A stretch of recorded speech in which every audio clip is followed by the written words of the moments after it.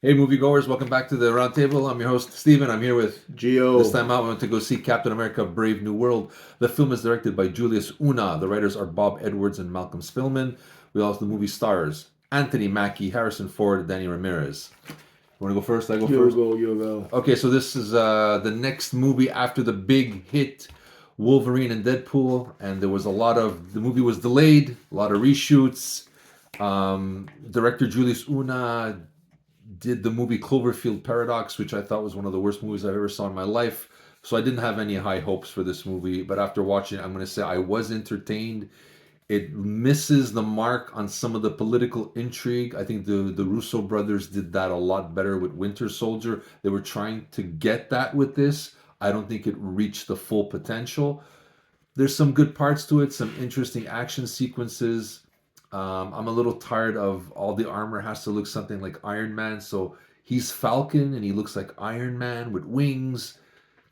Slash Black Panther. Slash Black Panther. He gets his stuff from Wakanda, right? So I understand that portion. But Falcon didn't look like Iron Man in the comic books from what I remember. They were That's different, but this seems to be they're trying to make you remember the Iron Man look. They're not letting you forget him, and that's one of the things I think that holds that character back. He's already up against Steve Rogers. Now he has to live up to Iron Man. So I think that's let him be his own character, and he'll really I shine. As Anthony Mackie is a good actor and deserves his own take on this character, as opposed to them trying to reminisce about Iron Man. And they're always bringing up he's not Steve Rogers. He's never going to stand on his own if you keep reminding everybody about this. That's my issue with that film. Like I said, it doesn't reach the heights of the political intrigue of Winter Soldier.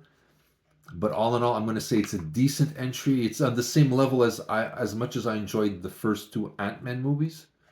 It's around that part. Like it's nowhere near Endgame. It's nowhere near Thor Ragnarok, or it's nowhere near Black Panther. But it's a decent entry. I think they needed a stronger second film after Deadpool and Wolverine, and I don't think this was it. But still, entertainment wise, I'm okay with it. Okay, so Rotten Tomato is 49 and people's viewing is 59. You at what? Um, I'll give it like at least a 60 for sure. I enjoyed it. It's better than I thought it was gonna be, but it's nowhere near like they were saying it's gonna touch on the elements of Winter Soldier. It doesn't. No, not even It's not close. close. And they bring back what's his name, Samuel Stearns from the Hulk movie of 2008. So it's kind of I guess like an indirect sequel to that. Well, I think what happens. Okay, anyways, my opinion. Okay, I will put it in the Please. high 60s easily. Okay, it passed. Howard Stern, because I thought it was be the Purple Man because all doing the mind controls and this, and then it goes and then you don't see just see the lower lips and you see the shadow. Okay, because he's purple, can I sense? And ends up being the leader. They never mention he's the leader. Just say That's it. he's the I'm a hero, I'm your hero and everything. Okay, so is he delusional? Whatever it is not. And they're trying to blend in the Hulk when he was with I think it was with Fox that time or it was Sony before Marvel owned it. Okay, Yeah. and with the when he was married to Liv Tyler, okay, which we see her just near the end, which I'm not even sure if it's really her or it's CGI. I have no idea because you don't see that much of her, anyways. Huh? So they're trying to blend it together. But why? Because you have the Hulk in the Avengers, so we look grab her. We have an audience member. So. Okay, we have a nice cute cat member here.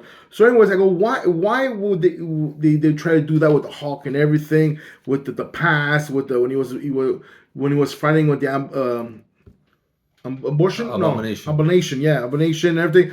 But the one thing that to me was it didn't need that part. Okay, I do agree that the movie was better than the trailer because in the trailer, certain parts you see the Red Hawk, it looked too much like Harrison Ford, very more skinny. But this one here, certain a lot of panels, he has a more massive jaw that he's supposed to look like he's been dumped to 2 million surgeons of steroids in his body system. So I kind of like that part. Love that they saw this guy Isaiah Bradley, who was the first kind of the black Captain America. So he was in there. He plays very good the role.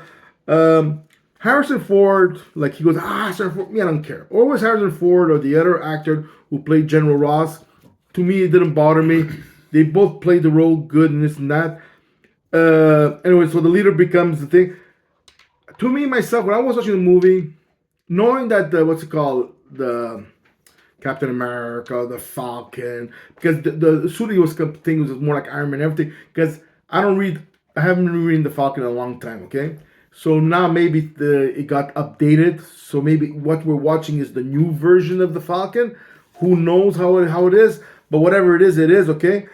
But when I see the trailer and I went in there and I was watching the movie, I go like, okay, Captain America has no chance against the Hawk. Even though comic books they do it.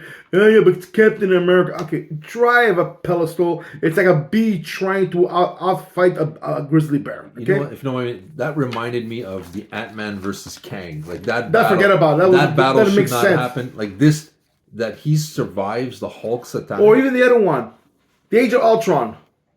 When they were in that little building in the middle, all the Avengers, Yeah. and they're surrounded by Ultron, and they're actually winning, kind of sense. Yeah. And there's Hawkeye and the Black Widow in there. Seriously. Yeah. So this part example, I go, okay, what can the Falcon do? Anything, even though Without the super serum, he doesn't have the super serum. Okay, he has Vibrium wings, whatever. So he absorbs all the power. And I go, oh please. So but they made it a good twist to it. You know, it was all like logic, love, and the change of life and everything like that.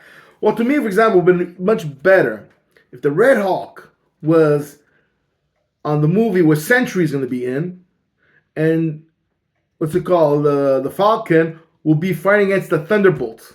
Then it'll be logically that all the Thunderbolts are controlled and he has to go through one after another because they're both on the same level. So when it be the fighting sequence, it'll be amazing kind of completely. And then the Red Hawk, you could actually see, because Red Hawk I would have put with the Black Captain America in the same compound where because Sentry was composed of the super serum. So Isaac Bradley, he's there, or he's a security guard, whatever it is. And General Ross is controlling the compound and everything, which he accidentally gets thrown by Sentry into a compound. He comes a Red Hawk, and then then you have the Sentry gets a Red Hawk, and then the guy goes, Sentry goes there, I'm not scared of the Hawk, I'm gonna be scared of you. And then the Red Hawk goes, no, the difference is I know my strength limit. So that's why I brought backup. You see all the weapons, and he starts fighting the Sentry and everything, and you got something else. That you could see there's a nice battle. The other thing about this movie, example, when you look at the actors and actresses in the movie, there's a lot of people that just write actress. It's like one person, he's a wrestler, and he was one of the guys who was fighting the Falcon, and I think it was Copperhead. Who knows? Because there's a Serpent Society in there, and one of them is called the Sidewinder, who's the head of the Serpents, and he's there. Then there was a girl they mentioned was Rosa Dallazara, okay? And I read it. I look at the picture. Goes, I didn't see her. Goes, as pretty as she is, I would remember her any way she would wear. Even though she wore just a normal lab robe there, I would remember that woman. I know she was gorgeous. And and they were saying her role was supposed to be Diamondback. So they took a lot of scenes out. Yeah. So to me, is this when it comes to the uncut version, I would watch it again. If it was reasonable, they took it out. It made more sense taking it out, or they took it out because of why? Too long, but the story would have been better. But overall, the story, it was better than I thought it would be. So I heard bad vibes. So you're saying if there's a director's cut, you're interested? Yeah, or maybe just in TV, probably. Like they'll show, example, like all these Skype streaming TV station. We're showing the Brave New World, and example, the uncut version. Okay. I like to see how it is. In terms of, let's say, all the Marvel releases, there was a time when Marvel was king and everything they released was gold. And now there's in that fluctuation period. Where do you see this film fitting in? Well, I just said it. I would have put the Thunderbolts fighting the Falcon right now. But I mean, in terms like you have, like for me, I like, of course there's Avengers Endgame is like the top of the line. Black Panther, the first Guardians of the Galaxy, Thor, and Thor Ragnarok, Captain America Winter Soldier are probably the best ones of Marvel. After that, You got like the Ant-Mans, which are entertaining, but not like you're not like oh my god, now I'm a Marvel. To me, it's This look, where does this fit for you? look. Anybody guys who knows me, I did the Avengers thing. I did all these movies, my Geo's version, everything. So for me, to them, it's like they're playing with leftover straws. It's like the Falcon. Okay, I'm sorry, people. Oh, the Falcon. Yeah, okay. He was never a major character. Red Hawk survived in the comic book world for 2 years probably, and then disappeared. Then was Red She-Hulk. Then was all the atomic bomb, the blue one there. So, and a lot of them disappear because they're not they don't hold. They don't resonate with the audience, right? No. So this one for me, it's all like, let's put it this way: people want to see this movie are people who know comic books. And then at the end of the world, these people who the Marvel directors or these big bosses, then they change to like Silver Surfer into a female, this and this. But they rely on us when they want to, but then but then you guys are idiots because we'll change all these things to confuse you guys. Or you be true to the comic books or don't. Because I'm peeved out with the female She-Hulk because she appeared once in a What If or a multi-universe. What if the what's called Silver Surfer said no and his wife took the role, whatever, this and that, and then we'll do this. Make Galacticus become like this, and then this one here. To me, it's like you try to make, they have over 60 years of stories. Use them. Use the best stories. Use the best stories. Make it more modern. If you want to, you can take stories from the other your competition and you go, this would have been an amazing story if they did this and this and that, and you do it. But no. And like this one, it's not bad, but it's not great either. It's like, to me, it's like, it's okay. Cheap One Night, for me, what didn't bother me that much was Cheap One Night. $20, I would bash my head on the wall. Because you have the leader, which is really the Hog's villain, and they really made him too realistic, lame, with as if he looks defective kind of sense. Instead of making him look a leader that he's proud of who he is, Harrison Ford as a general doesn't pull it off. As a president, he's not bad. But I still like the other one, the original one. William Hurt. Yeah, William Hurt. Yeah. I like because he had that broad shoulder, he had that muscular face. So even as a president, he would have pulled it off good, So to me, it's like the scripts were good, the dialogue and everything. Something they're trying to make it a bit too light and everything. But to me, it's like they're trying to fix. It's like, you guys know, if you buy comic books, a creative team takes over, they damage it completely, this title, then another creative team has to refix it, redo the path, remold all the mistakes they did in the past. And that's comic books, which you're able to do one per month, give or take. Now you're talking about a movie, it takes 3 years to do it. The only thing I like this movie is the ending. When the Falcon Captain America, how you prefer, because he's really the new Captain America. He's not Captain America, okay?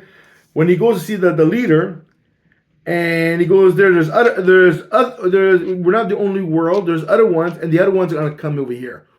Who is he talking about? Because it can't be the aliens, because the Falcon was already talking with the. Is he referencing Fantastic Four because it's an alternate universe for the next film? It's not. Is that what he's referring to? Who knows? It could be the Squadron Supreme from the alternate universe. It could be anything. I thought about the aliens, but then I remember the Captain America was talking to the Winter Soldier, and he goes, "How many times did Captain America stop the alien invasion?" It goes twice. So can be that. So what is it? Is it Galacticus? Is it? Who knows? And there's so much things that they could have made it so much better. But it's like, let's put it this way: if you were to watch anybody would die, would you care? No, that's it. That's the whole thing. And I don't see this new Captain America as they want to resurrect the Avengers. I don't see him as the leader. Well, you think of it, because the whole movie was about he knows he's not Captain America. Right. He has the expression to fill up big shoes. Yeah. Okay, Captain America, should I say Captain America is Captain America? And then again, because you think of it, Captain America still sells comic books. The Falcon doesn't. So you cannot bash Captain America. So he knows his stature, he knows his limitations, he knows everything. But he is a soldier. He's a fighter. You know, just because he doesn't have he's not a 4-star general, he doesn't mean he will not fight for the rights of the people and for his country. So that's all trying to say is like saying like you have to be proud of who you are, and it's not what powers you have, because there's always gonna be somebody more powerful than you. Like the Thing was one of the most powerful person, and then the Hulk came over. Then the Sentry came over. And then it was Hyperon. Then and it always came more powerful people, villains, and whatever this and that. So it's always saying it's what makes you a person is your character. You're willing to not quit when the going gets tough, or when everything is thrown against you and you don't break down and you're still willing to fight for your rights, or save whatever people you want to save. So that's the moral of the story. It's like just because you're not super power doesn't mean you're not a better person. So that's why I took out of that thing. But the ending I liked the part with the leader in prison, which is the. Okay, so you're saying cheapy night. You're good enough. Oh yeah, big time. More than that, no. Well, look, I give the high 60s, maximum. I go maximum because the reason I give high 60s, I went there with low expectation. Because before I went there, I went to buy comics. He goes, "Did you see Captain America: The New Brave New World?" He goes, "No, why?" Oh, not a lot of good critics of opinions about the movie. So I go, "Ooh, how bad is it?" So I was very low, thinking low. So I went there. It's like, okay, it's not bad. The dialogue's not lame. The fighting sequence is not bad. The only thing I don't like is that the Falcon, he's able to throw the shield like better than Captain America. But then I understood why, because when you meet the original Captain America, he trained him. So that's why. Because he goes, how do you know how to throw the shield without Captain America being around? Because he's supposed to be an old man last time. Because he has the black Captain America, he trained him. So then I go, ooh, they kind of got me mad. But then they cooled me down because they solved the reason why, and I seen the reason why it made sense after that. So overall it's a good thing. But as I said, if anybody would die in there, I wouldn't give a flicking Newton. Okay, so we're gonna say middle of the road, cheapy night at best, correct? Yes. And that's our assessment of Captain America: Brave New World. You let us know what you think. Hit the like button, subscribe, share your thoughts with us. We'd love to hear you. This is Geo. This is Steven from the Aroundtable's Brave New World, wishing you a very good day. Take care. Ciao, guys.